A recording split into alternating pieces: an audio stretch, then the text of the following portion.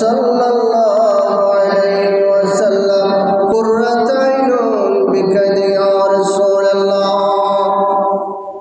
আলহামদুলিল্লাহ, উপস্থিত সম্মানিত মুরব্বিয়ানে আজম, মুসল্লিয়ানে কেরাম, সমবয়সী যুবক ভাইরা, তালিবে ইলম ছাত্র ভাইরা, পর্দার আড়ালে ইমানদার নামাজি মা ও বোনেরা, মহান আল্লাহর দরবারে অসংখ্য শুকরিয়া আদায় করছি যে মহান আল্লাহ পাক রব্বুল আলামিন আমাদেরকে পবিত্র জুম্মাবার দিন জুম্মার মসজিদে আসা বসা, কোরআন হাদিস সম্পর্কে কয়েকটা কথা বলা এবং শোনার মতন তৌফিক দান করেছেন।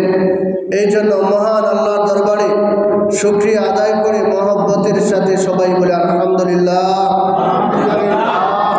তার সাথে সাথে আরও শুকরিয়া আদায় করছি যে মহান আল্লাহ আমাদেরকে আখিরি জামানার নবীর উম্মত হওয়ার তৌফিক দান করেছেন।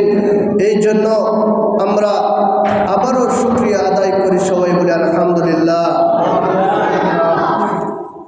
আজকে জমাদিউল আউয়াল মাসের শেষ জুম্মাবার। আজকে জুম্মার আলোচনার বিষয় হলো মানুষ মুসলমান হইয়া যাতে না মরে, এর আলোচনা।